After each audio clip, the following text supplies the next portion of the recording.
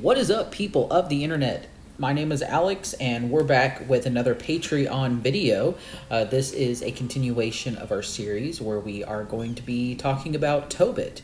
In this video, it is chapter 1, so I'm going to go over and give kind of a summary of what's going on, and in the comments, I hope you all take part and we can discuss. All right, so in chapter 1, it's really just the prologue. There is a man named Tobit, the descendant of Aziel, if I'm saying that right, from the tribe of Naphtali. He was a holy, just man. He was an Israelite.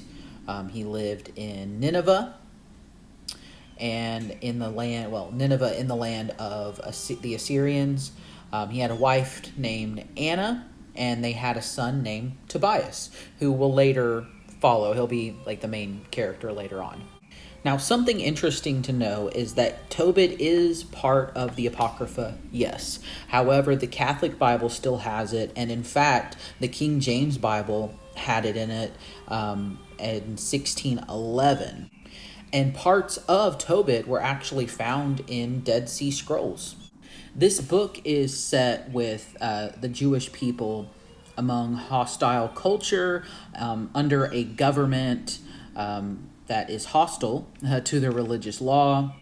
Now, in verse 5, it talks about how Tobit remained faithful, even though, quote, all the tribes that joined in apostasy used to sacrifice to the calf Baal, and so did the house of Naphtali, my forefather.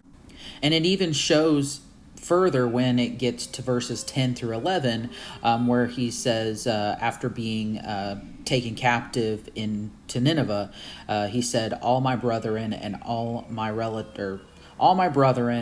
relatives ate the food of the Gentiles, but I kept myself from eating it because I remembered God with all my heart. To me, this seems to be reinforcing the values of keeping separate from the social norms that you're surrounded with. And that can mean a variety of things.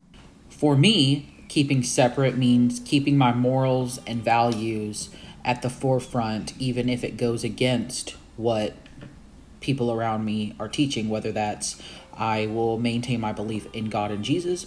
I will maintain my belief in an affirming stance that being LGBTQ plus is not a sin, and neither are our relationships. It'll also mean that I will stand against violence and brutality and abuse. It means that I will stand up against racism and sexism and all the other isms. So I guess that question comes back to you. What does being separate from the world mean to you?